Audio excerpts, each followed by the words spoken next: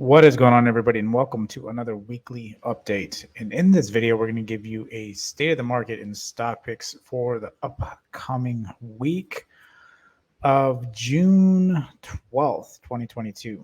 So if that sounds like something you're interested in, consider subscribing, as I do provide daily and weekly updates to get you prepared for the day in the week ahead in this crazy market that's not manipulated at all. This is makes pure positive sense. But nonetheless, if it did, I wouldn't need to be here. So nonetheless, here we are. So this week, we got some interesting information going on. I'm going to go ahead and pull this up as I am talking. But nonetheless, just to kind of give you a reiteration of what's gone on last week. This past week, we pretty much chopped all week. I mean, you can see it right here on this consolidation that we've had. Then Thursday morning, the ECB came out and they started. You have to keep in mind that they haven't raised rates in a very long time.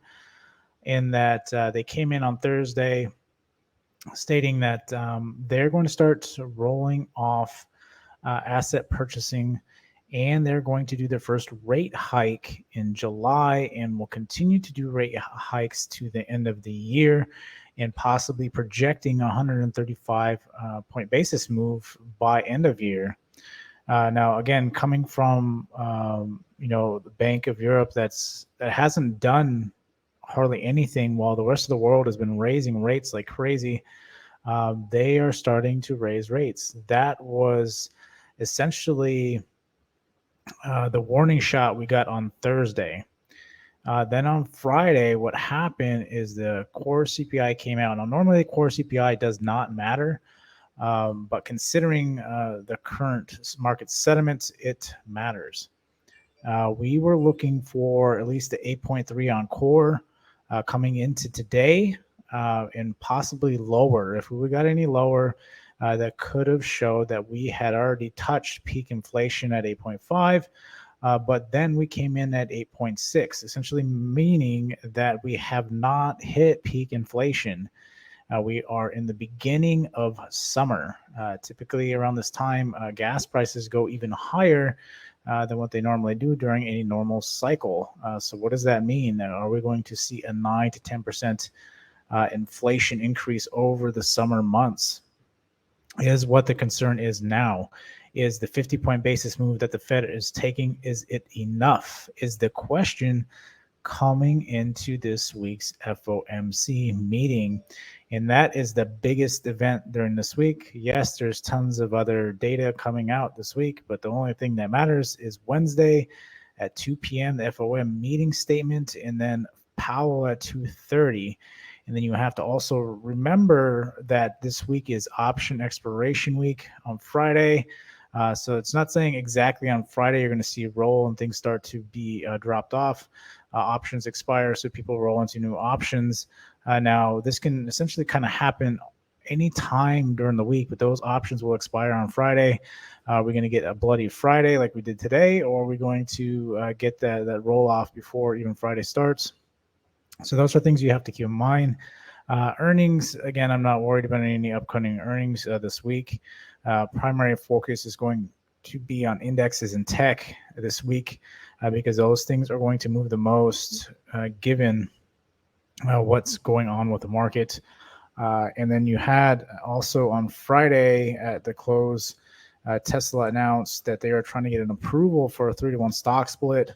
And something I've talked about, stock splits, you just had Amazon do their stock split. You have these other companies doing stock splits. Google's getting ready to do theirs. Shop just announced theirs, that they approved their stock split. They're trying to recession-proof these stocks, these big-name stocks, to dilute the shares so we don't get quite the volatility you would if the shares were not diluted. So I got a lot of big stuff going on in the last 2 days of this past week, and then going into this. Again, this is a very historic point. It's a very big decision what the Fed is going to do this week. So there's a lot of people on edge. And again, on Friday, we had that huge selling again, because the core CPI, again, I didn't think it was going to have that big of an impact, especially because we already had the ECB come in and start to raise rates. So that's what started to sell us. That was a warning shot that the Fed could possibly change their mind next week. And then the core CPI, again, did not help, and we gapped down and then continued to sell right back to this lower range. And then we also had a report earlier today as well that 75-point basis move is back on the board. Now, this is something I've been talking about. As far as the watch list, these are what I got. Like I just said, I'm looking at index and in a lot of tech. SPX has got a 120-point move this week, looking. Google 103. Amazon doesn't look so dangerous anymore at 6, but 6 for Amazon now, since it's sitting at around 120, I think is a lot. AMD, big move at $7. Tesla at $62. And now looking at this chart here, sorry, I want to get this stuff out of the way, but so looking at this chart, a 70-point basis move was talked about again after all the reports of the ECB and the CPI coming out. So with all that being said, we are down around this range. As you can see here, I've kind of marked this range here as a 75-point basis move. Every time we talk about a 75-point basis move, now I'm not talking about all the rate raises together. I'm talking about any individual. If we look for a 75-point basis move, we seem to hover around this particular area here. So I got the 75 here. If we're talking about a 50-point basis move, we hover around that 4,100, and then a 25-point basis move, we essentially kind of hover roughly around this 4,192 mark. Potentially even up to the 4,300 mark. Might be more so the 4,300 mark would be that 25-point basis move, in my opinion. But we'll have to see. And it's funny, this is what could have actually made sense and why I think this is the way it is, because we've hovering at 25. But then again, with the ECB and everything coming out, it started to sell, meaning that the Fed is going to have to take more action than what they thought they would. So that being said, you also had a core CPI that kind of backed that, and then you had a report coming out about 75-point basis move, and you had Biden come on as well, talking about they have the tools to do what they need. So whatever that means, if they need to come out at 75 or 100 to combat inflation, they need to do something now. And so this puts us right at the 75-point basis move here, roughly. Now, we'll see if this is true, all right? This is just a thesis of mine. I think it could come around here. Again, if we're looking at, we've even come way down here to 38.10. Now, if we go to the lowest point here, if we were talking about a 100-point basis move, there's something I've been looking at before. You tack on another 5%, you're looking roughly around the 36.22. So you're looking at that bottom range where that support is on the weekly and the monthly. Something we keep talking about. Could potentially come that low. We really don't want it actually touching that low, but it could come close, and we could still be good as long as it doesn't sit there and stay there. The longer it sits and grinds against this support, the better chance it has to break through and start falling like it did here. Well, I kept talking about it. I didn't like the fact it was grinding against this, essentially grinding against the support, and then it fell. And again, something I have always talked about is you get that break down below, almost try to retest there. Then we retested it, and then we fell. We could very well test that 50. Technical wise, when you're looking at lower time frames, you get a break from above. And then you retest old support, you'll typically at least hit the 50 for a reversal and head back up. I'm saying it can't go back down, but that hit off the 50 is normally a big pop going forward. And again, that first attempt on the retest on the what was old support is now resistance. You'll typically get a hard rejection. You're kind of seeing that here. Kind of saw it here as well, but more so here. You're seeing it more so here. So this might turn into a lower low. You also got the yen that's weakening, and the government talking about jumping in and trying to take control as well. So if that's the case, we could be looking at a big storm here coming up that could potentially sink us even lower. Again, we could get a lower low here, looking around at 3,700. We really have to see going forward. So that's pretty much the SPX. Again, I'm really watching this. I'm really looking at any kind of push is going to be shorted, in my opinion. The best short play, in my opinion, is that if we do pump up here, to the 40.50, I'll be looking to short heavy here because, again, first break, you're going to retest and then a very strong sell-off from that point. And I'm kind of thinking that we'll try to push up for the Fed unless we get more continued bad news over the weekend. Again, we're not getting any bounces. We're just getting gap downs. So that's something to keep in mind. The market is worried. The market is starting to panic again. So we have to see if we do get any kind of push up. Again, I'll be looking to short around there. Again, that's a perfect short if you can get in that first retest. Again, after a major break like this, could even potentially just come up to the 40.42 and then start selling off then. But nonetheless, I think we might get a retest back up to the 4K mark and then start selling off more. I think we'll get some sort of rally before we actually get to Wednesday, or maybe not. Maybe we'll just consolidate and wait till Wednesday, and that will determine if we sell more or not. If that's the case and we come at 75 or lower or lower than that, and this thing starts to rally, then this would just solidify my thesis that this around this area is a 75-point basis. When they talk about 75 points during a meeting, they're looking roughly around this area. And then again, 50 points. And you notice this because every time they stop talking about, oh, we're only doing 50-point basis moves, you get these rallies like crazy in 3 days back to the 50. And then it sits there and waits for the next movement on the Fed. And then, oh, are we going to get a 25-point or are we going to get a 50-point? Oh, no, we're going to get 75. So we start selling off again. And so this is the kind of pattern you're seeing. And you see this even back this past year when we first came in, 25 points. We hung around there. Then we popped. We tried to rally. Oh, 25 points. Oh, no, wait, 50. Oh, no, okay, just putting back up 25. We're only doing 25, maybe 50. Okay, no, we're only doing 25 and not rolling off bond purchases. So we rallied. And then, no, we're thinking about 25 going into the next meeting. No, we're going to go 50. So we dropped down. And then it was a talk about 25, 50. So it rattled around in here. And then at 75 points, we dropped all the way down. No, it's just 50, 75 points. No. So, and then correction, the Fed meeting came out and we're like, no. It's only a 50-point basis move. So we popped back up. So that's kind of the pattern we're seeing here. Then again, we see that everything's kind of playing out, 75-point basis. There's reason to go for a 75-point basis. That's kind of why we're floating around here with the ECB and everything. So that's kind of what I'm seeing. I want to see if this is solidified thesis or not, but that's what I have. Now, Bitcoin. Bitcoin I've been talking about. Again, I don't like the fact it's grinding against the 200 weekly right here. If it does break below this, again, you're talking about the weekly. Let's raise up the weekly here. You're talking about the weekly. So the weekly, you have to understand a whole week, it could sell off all the way down to 25. And then by Monday, Tuesday, Wednesday, and then by Friday, it could be right back up here and hold. As long as it holds, it should be good. Again, the 200 moving average on higher time frames is going to be a reversal spot. So that weekly it's sitting right on top of that weekly. Can it break down? It sure can. But right now, we'll have to see. I think the market really wants to push up from this point.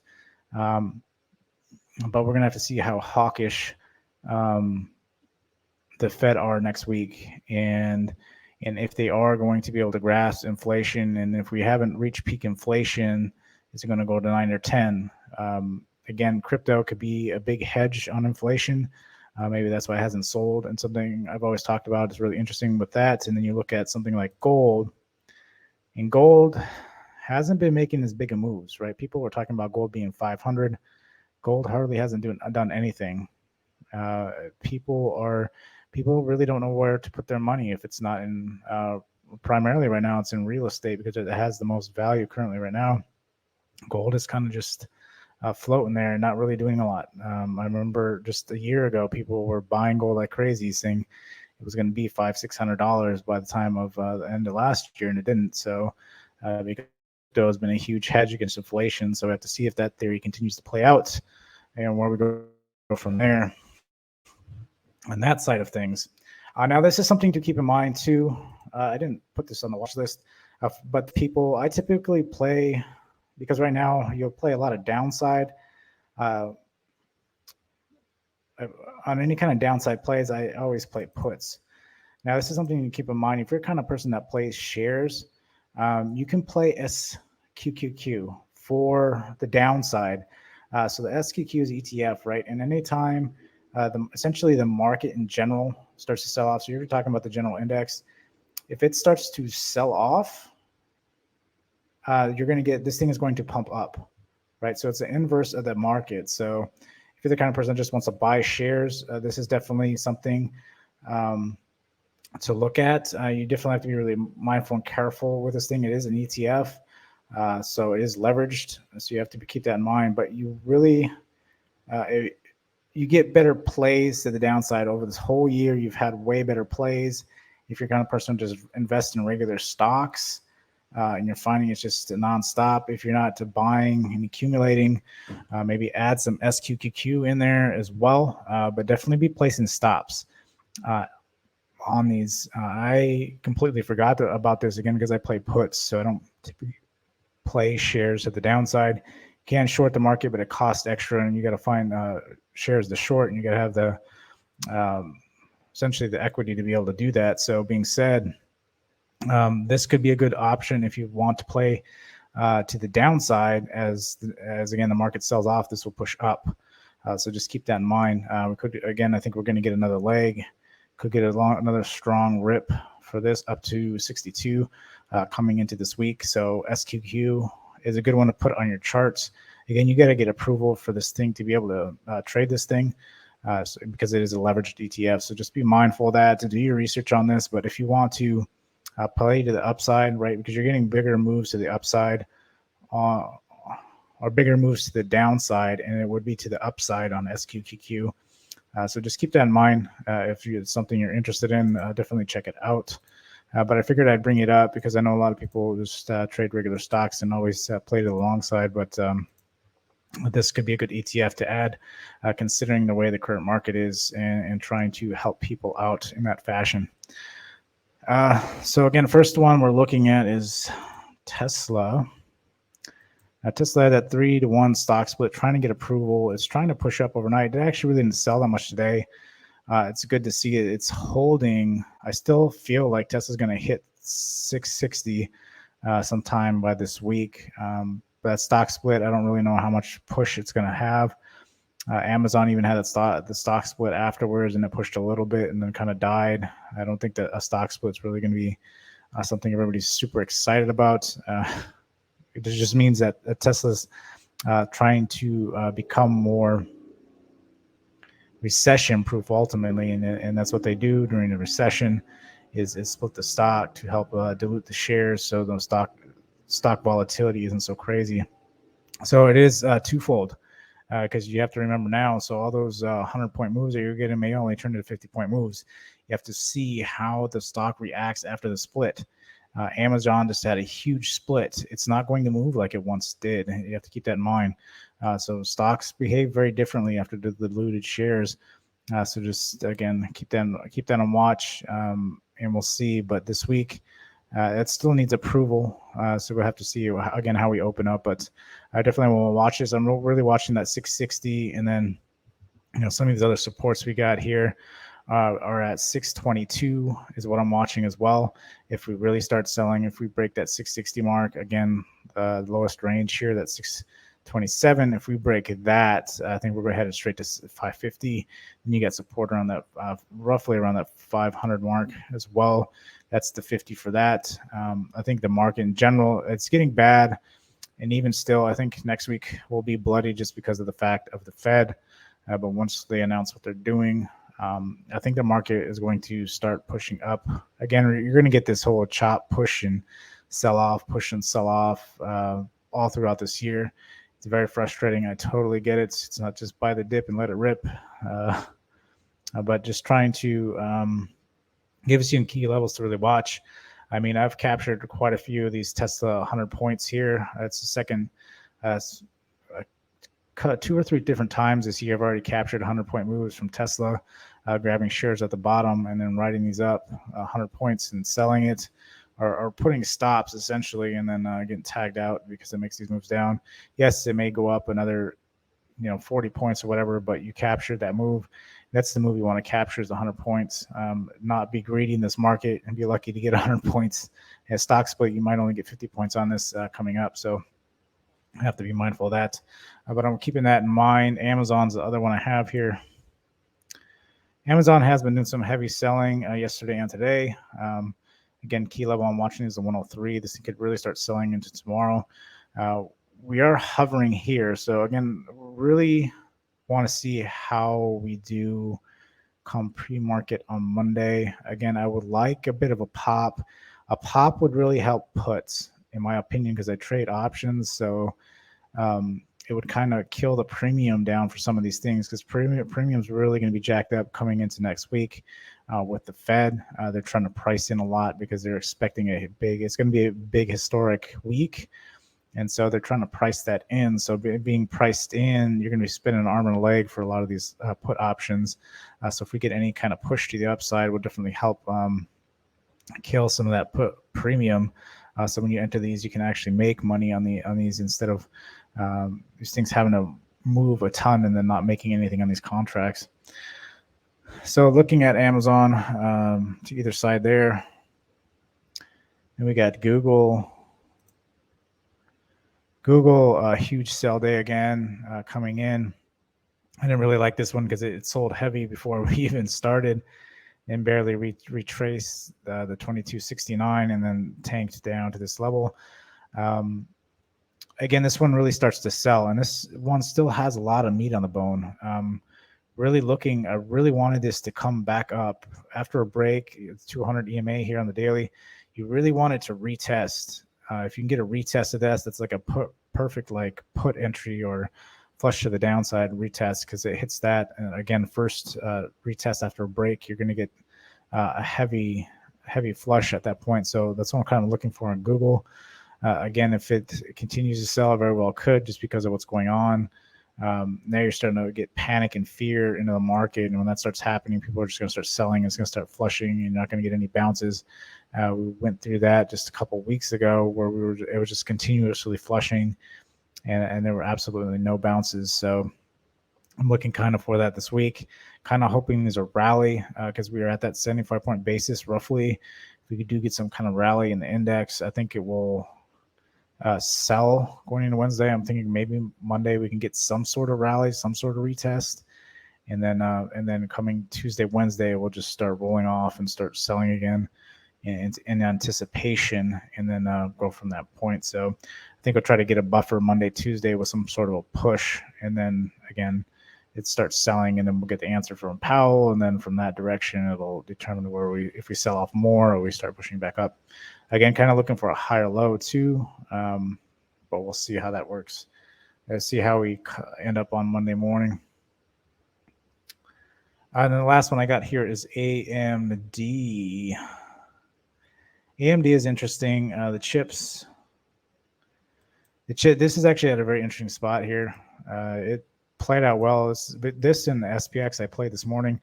So I waited for the retest here, and then I got in this one, and then I shorted this one all the way down. But this is kind of what I'm looking for. We do have this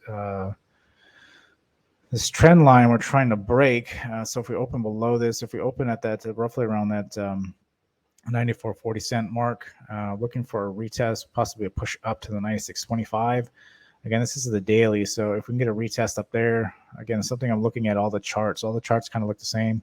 This one has a lot more meat on the bone, because if it retests and we really start selling, you can get a nice retest down at 89, potentially even that. If we start hitting the lows, you're looking at 85. And then again, if we really start selling, that 200 EMA is way down there at 74. Not saying that it will do that, but I think I have a strong possibility of doing that. So that's pretty much what I got. I know it's a long video because there's a lot of information that just kind of came out towards the end of the week. I wanted to provide that SQQQ for you guys as a potential play to the upside ETF. Again, not financial advice, but if you're looking for other options that are more steady because you don't play puts and you don't want to short shares, the SQQQ ETF is really good to play. Again, you got to get approval because it is an ETF. And understand that you're playing a leveraged stock, leveraged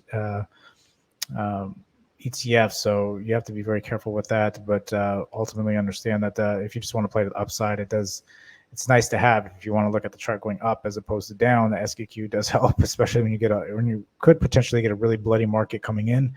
That would be good to have shares in that as it pushes up, and then it's leveraged on top of it. So that's good to understand risk management. It's good to also understand how to place stops, because you want to be placing stops in those ETFs, not letting it break down. If it breaks your level, to be out of it, and then look to re-enter once it bases. Don't be catching any fallen knives. So nonetheless, if you made it this far, I appreciate you. Go ahead and drop a like button. Until next time, I'll see you guys later.